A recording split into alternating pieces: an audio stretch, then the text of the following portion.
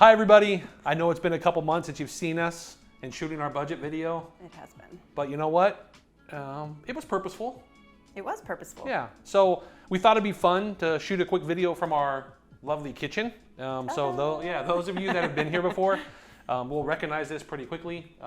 But this is exactly where we plan our budget every month. Maybe not exactly here, but on this island Yes. with this budget, with these envelopes for our cash. which You're most like people don't really see. with us for our budget. Like right here. All right, it's the end of the month, we're doing our budget. So we just wanted to cover a couple things. I think that, you know, like every family, we got busy and we get to the point where the last time we did a budget was April. Right? Mm-hmm. We decided not to do one for May. Well, I wouldn't say decided, but we got busy. We got a little bit further into the month than we would have liked, and then we thought, you know what? We've been doing this for years. Let's just focus on it. We got this. Yeah, How bad could it be? Yeah, we don't need a budget. We can just essentially freestyle it. We'll be okay. We can control it, right? We don't need cash. We just used our credit cards for the month. Yep. Right? We decided to just talk about finance and make sure that we're on the same page there. We talked about any expenditures we had. So we had great communication about it. Yeah. But we decided to do it a little differently. Okay. Yep. At the end of the month, Different was not better. yeah, it was really rough. We didn't recognize how much money we had spent because even though we were focused on it, we thought we were controlling it really, really well. We just didn't pick up on the fact of how much money we spent. Yes, when we compared all of the categories month over month, so generally, like most families, our expenses are pretty typical, right? When you think about your electricity, your groceries, like, you know, those major categories. So we thought, we'd be pretty close, but when we tallied it all up in each category, overall, we were way over what we Yeah. would have spent had we done a budget in May. So percentage-wise, what was the percentage? 25% over? Okay, so now when we say 25% over, we're not just talking about just over a budget. We're talking about the difference from month over month, because what we did was we took June and we decided to go back to all cash, and we decided to not use credit cards, and we decided to kind of get focused again on what we do. It's the end of June, so we tallied it up and looked at it, and it was 25% more money that we spent. Over and above what we would have planned for, including our retirement, including all of that. Yeah. So it's a lot. And you think about, okay, well, 25%, how do you get to that number? And it's judging wants and needs, right? There were some things that came up during the month that were more of a want than a need. And there's a place for needs. It just, in the budget, and it's written, it's there. And that's not a bad thing. But for us, we like to control the differences between needs and wants because we can take money from one place and put it in another if it's a want. Right. In the zero-based budget, the goal is to give all of your money a job so that at the beginning of the month, you tell it where it's all going to go. Then you can spend as you see fit in each category and you're good. Yeah. But when you spend all of your money and then you have another 25% that you've then put on credit cards, you can see how this very easily turns into a really rough cycle of having to pay something off that you didn't account for, you didn't have the money for. Yeah, and in the mortgage industry, I work with all types of clients, and I would say 99% of our clients are not on a forward written budget. And what I mean by that is a budget, they're deciding how they're gonna spend their money going forward. I do have, you know, I would say maybe 10 to 15% that have backwards facing budgets, which would be using like an app or Mint or something like that. A spreadsheet or something from their bank that gives them a chart about where they spent their money. Yeah, but it's already been spent, right? So the problem with that is that once it's been spent, you can't go back and unspend it. Right? So we thought it'd be a little fun for July to challenge everybody that's watching this video to go no credit cards. Yes. None. No credit cards, no debit cards, Only cash. only cash. Now there's very few people that will take us up on this challenge, but if you're watching this video, You have to let us know if you're going to do it too. We'd Yeah. love to cheer you on. I think it's really important to recognize that if you're going to save money or you're going to cut coupons or you find a place to save $100, if $100 is not valuable, it doesn't matter that you saved it, right? If it's not purposeful on how you're going to use that $100, why does it matter?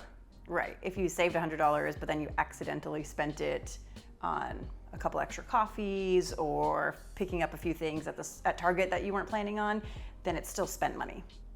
So Yeah, I think it's really, really challenging to look back. it is. Yeah. And it 'Cause we doesn't did feel good. it doesn't feel good because then you second guess everything that you spent, and now you're worried about that as opposed to kind of being in the present. And It was really hard to pay the credit card bill. yeah, It was hard because it was just painful financially, going, man, I wish that I wouldn't have done this Yeah. or that, right? When you're spending cash or you manage your budget looking forward, you don't really have that. You either have the money or you don't. And if you decide that you want or need something that's not in the budget, you talk about it, but you spend cash. Right. So it's more painful, right? If I go and spend cash on something and it's only a certain amount of cash, and we've talked about it, $200, boy, do we blow that. I think June, I think I won again. you did win in June. Yeah, it's just because, Part of that was because I had a gift card, so I purposely went to the store to spend the gift card, and then I got there and realized I forgot the stinking gift card, so had to use the Your rest cash. of my cash. So yes, Jeremy won again. yeah. So when we look at that, right, and cash-wise, it's just more painful, right? I won't stop at Starbucks to get a coffee. I'll make it at home. I won't do certain things when I only have so much cash because that's all I got. So we want to just challenge you. Let's think about it. The reason that the budget becomes so important is because it's kind of the center of all financial decisions, and it really should be, right? If you're on a fixed income, especially right now, with inflation being high, cost of goods being high, gas being high, home prices being high, I don't know of anything that's cheaper right now. No. Yeah, and if you're on a fixed income, the only thing you can do is control how you're spending that money.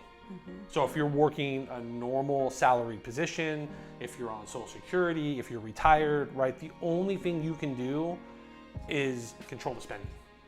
So everything that we do, even today, in this time in our life, right, the budget is the center because out of that budget, the rest spins off. Yeah. Right? And we always try to nail home how important this is because we know that if people just took the time, did a budget, talked cash, it helps marriages, makes the relationship a little easier. Number one cause of divorce is money, Yeah. right?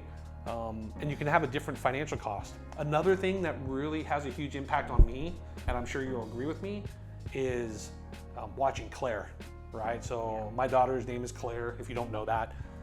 She's 2.5. And when we sit and do our budget, we're purposeful when we do it because the TV is off.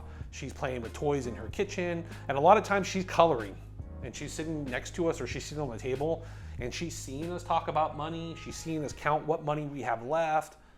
She sees everything. She'll even find some loose change and be like, my money. And she's so excited to put it in her piggy bank and imagine, kind of instilling what we've had to learn over the years in someone so young. Early. Yeah. Yeah, and if you talk to your kids about money, what do they think about it, right? I mean, every day I come home, she expects me to have change because I only have cash. So she wants to change for the piggy bank, right? She wants to save the money. It's a unique thing to come in the door and her be like, money, money, and it's a fun routine that we play. And sometimes I only have cash and she don't get it. But I think that it's really important to think about the generations behind us and really show them, what does it look like? How do we do this? Because they're going to grow up not understanding money. Yeah. And I grew up not understanding money. In a different way from the way that we grew up, right? Because now there's so much cashless. There's so much. I can just click this on Amazon, or I can ask Alexa to order this for me. And sometimes as parents, we don't even know until it shows up at the house. Yeah, to me, it's concerning. Yeah.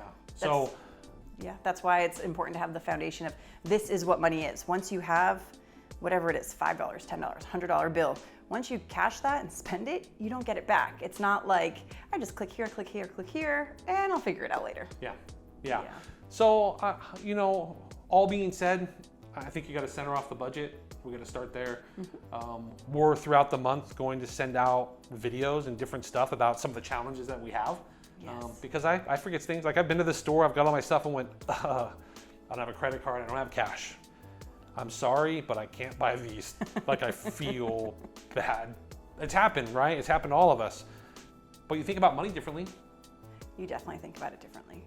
And you lose some of the convenience. Sometimes, especially in those first couple of months when you're getting used to functioning with cash versus a credit card, you're somewhere and you're like, oh, they have this, I can just pick it up really quick.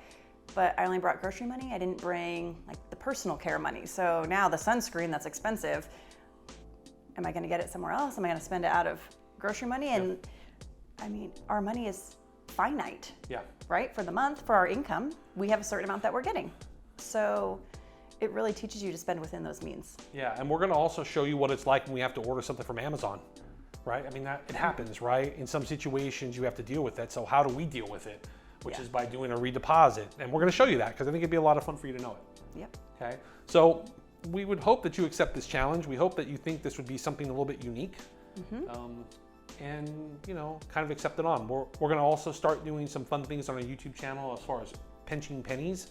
We think it'd be a lot of fun to kind of show you what it looks like for us on a Sunday when we cook our food and we get ready for that and we freeze some of our meals and we do some unique stuff, because ultimately it's much cheaper. So what does it look like when you cook a meal for 4? What's the expense of that? What's the cost compared to going out?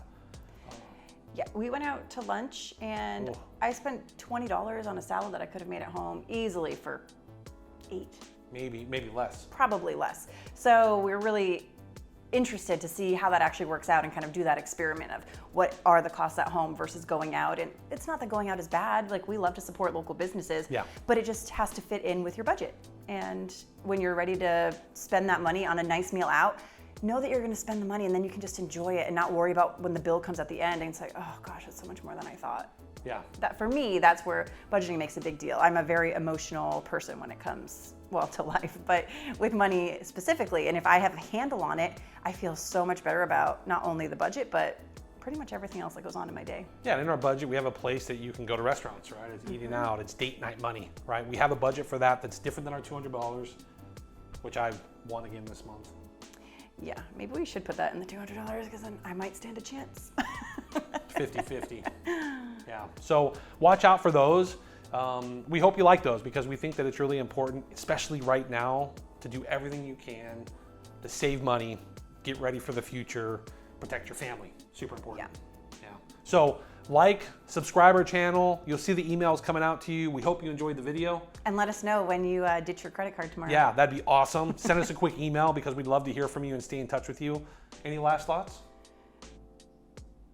May the odds be ever in your favor. Yeah, none for me either. Yeah. Yeah, so I hope you guys enjoyed it, and we'll talk with you soon. Bye.